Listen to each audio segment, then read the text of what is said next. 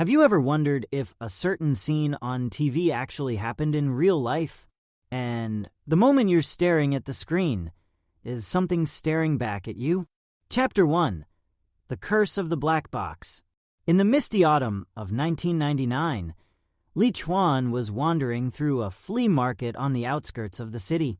At an old man's booth in a corner, he spotted a black plastic box covered in scratches. There was no label, just a piece of yellowed tape at the seal with barely legible words. "To the one who knows." When he asked for the price, the old man said nothing, staring at him for more than 10 seconds before slowly replying, "Do you really want to take it?" Chapter 2: The First Night's Tape. Back in his dorm, Li Chuan inserted the tape into an old VHS player. The screen started with static. Then an image appeared, a white-walled room, several cardboard boxes in the corner. A girl in a white dress stood motionless in the middle, back-facing the camera. Her hair hung down neatly and naturally so, as if freshly trimmed. The tape ran for a minute. She didn't move. Then, her head tilted slightly, as if she heard something. Suddenly, the screen shook violently. A low zzz sound cracked through. Li Chuan assumed it was a glitch and reached to turn it off. Right then, the footage froze. The girl had begun to turn. Her face had only one eye. The rest looked scorched, melted. And that single eye stared straight into the camera, straight at Li Chuan. He couldn't sleep that night. He said he felt something watching him from the foot of his bed. Chapter 3: Whispers, Nightmares, and Mirrors. The next day, Li Chuan rewatched the tape obsessively.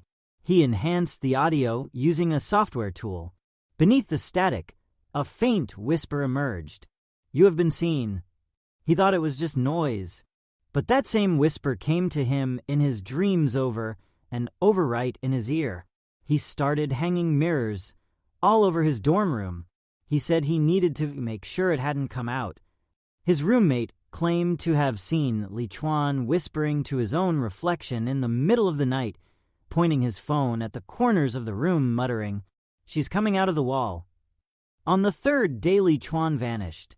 All that was left behind: the tape, a blood-streaked mirror, and a single sheet of printer paper with the words, "She's not in the tape anymore.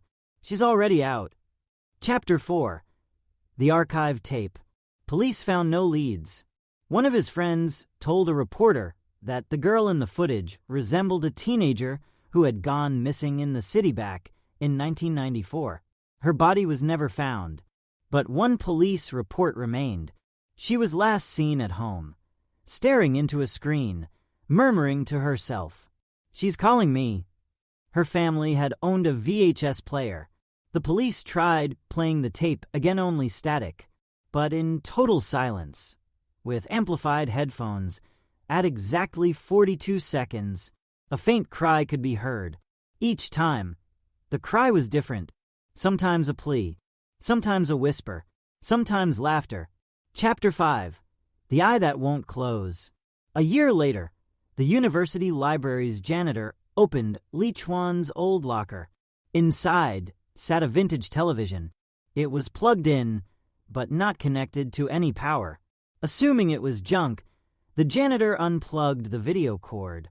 At that exact moment, the screen flickered. A blurry, familiar face appeared, one single eye slowly blinking. The janitor developed a rare condition: visual aversion disorder. He could no longer look at screens. Every time he saw a lighted display, he screamed, "She's back.